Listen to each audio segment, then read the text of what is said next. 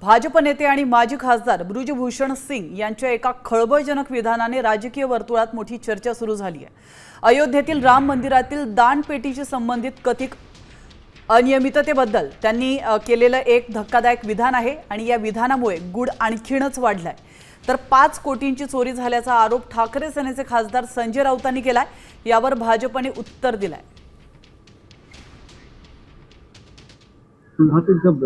भगवान के दान पात्र चोरी हो जा रहा है, कितना गंभीर प्रकरण है। देखिए, अगर मैं सत्य बोल दूंगा तो बहुत परेशानी में आ जाऊंगा, क्योंकि वो बहुत बड़े लोग हैं। तो सत्य बोलने की हिम्मत अभी हमारी नहीं है, कभी समय आएगा तो बोलेंगे। प्रत्यक्ष अयोध्येच्या मंदिरामध्ये रामाच्या दानपेटीतून त्याला चढावा म्हणतात, तिथे दान म्हणतात। त्या दानपेटीला हात घालण्याचं धाडस कोणता हिंदुत्ववादी करू शकेल? तुम्ही उठसूट अतिरेक्यांपासून धोका आहे राम मंदिराला, हे अतिरेकी घुसले, ते अतिरेकी घुसले। मग हे अतिरेकी कोण आहेत?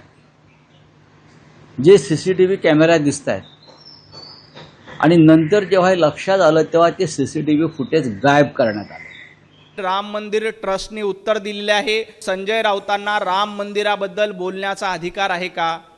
मंदिर वही बनाएंगे, तारीख नहीं बताएंगे, अशा पद्धतीच्या घोषणा देऊन राम मंदिर आंदोलनाची खिल्ली उडवणारे संजय राऊत आणि उद्धवजी ठाकरे होते।